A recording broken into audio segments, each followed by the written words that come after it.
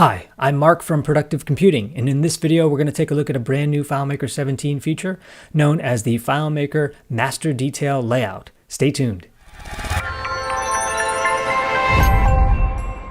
In this video we're going to talk about the new portal tool, which allows you to have a found set and have that portal represent the records in that found set. Selecting on any record in the portal will then navigate to the selected record.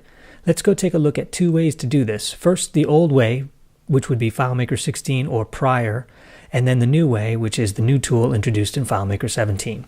Okay, first, the old way. In order to do this, I need a portal. In order to have a portal, I need a relationship, which then obviously assumes that we have fields to make that relationship. So in order to do this, I'm going to create a new field. I'm going to use a summary field. I'm going to call it IDs, and I'll make it a summary field, and I'll use the list of option here, which is a list of IDs, and that will then respond to the found set. In other words, the list will dynamically build based on the found set because it is a summary type field.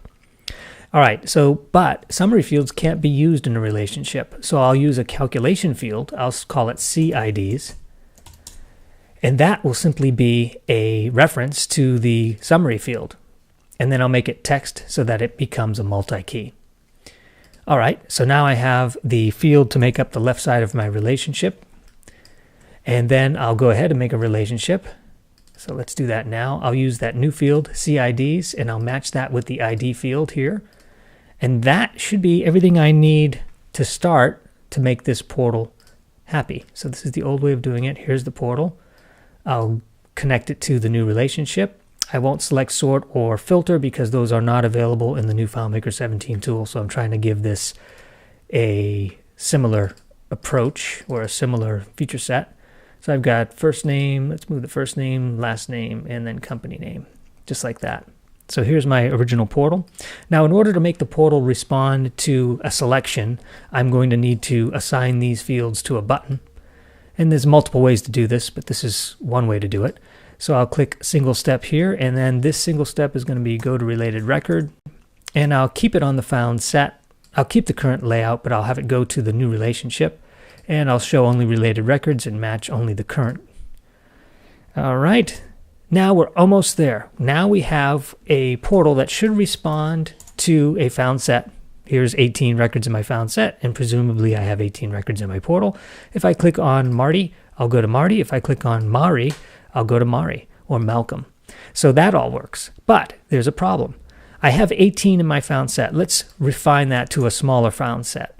There's 11 in the found set, but you can clearly see here this portal hasn't responded appropriately because there's a refresh issue.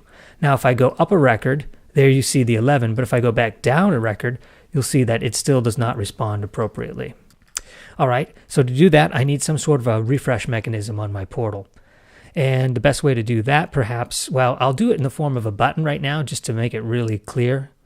So the button will perform a single script step, and I'll have that use the portal trick, which is refresh portal. It's not really a trick, it's an actual feature.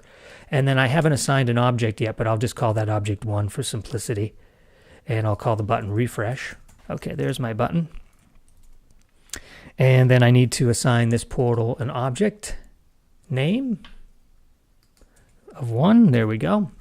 So now I have 11 in the found set. When I refresh that portal, it should respond accordingly. And now every record I go to, not every record I go to, look at this one. That isn't correct. So it's not exactly responding correctly. So what I probably need is a script trigger that responds to the on record load script trigger. In order to make this happen, that's going to slow things down too. Just having an on-record load, I'm not going to be able to whiz through the records as fast as I'm doing here. So you can see here the old way was possible, but it wasn't necessarily straightforward. It required quite a bit of schema. I've got a second relationship going on here. I've got 2 additional fields, as you saw here, created 2 fields. Then I've got, in this case, a button, but I'd need at least a script trigger, which would then imply a script. So I need a script trigger, additional work on the layout, another relationship, 2 more fields, and finally I have similar feature set, but not exactly. So let's go take a look at the new tool. The new tool is actually quite awesome because you go right to the portal and you bypass all of that stuff. Draw your portal and pick the same relationship. That's the key. I mean, it's not quite as obvious as you would think, but actually to a novice user, it's probably the most obvious thing. I just want to relate it to the current table. I don't get a lot of the features up here. I do get the choice to choose how the scroll bar behaves and the number of rows and active or alternate row states, but that's about it. But first name, last name, company, and you can see here that this is going to be a very similar portal, except it's smooth as silk. And when I do a show all, it actually immediately responds. So it has the refresh built in, which is awesome. And then, of course, when I do a find, let's do a find for Amber. That should just give me the one in the found set. This one hasn't really responded to that. I'd have to click refresh to get that going. So you can see here there's a huge advantage of this tool in the way that it saves schema, the way that it can be quickly built out. However, not everyone needs this exact functionality. Some people want to have a persistent portal regardless of the found set. For example, they might want to always show all records regardless of how my found set is derived. So that could be, this could be seen as a disadvantage or a potential limited use.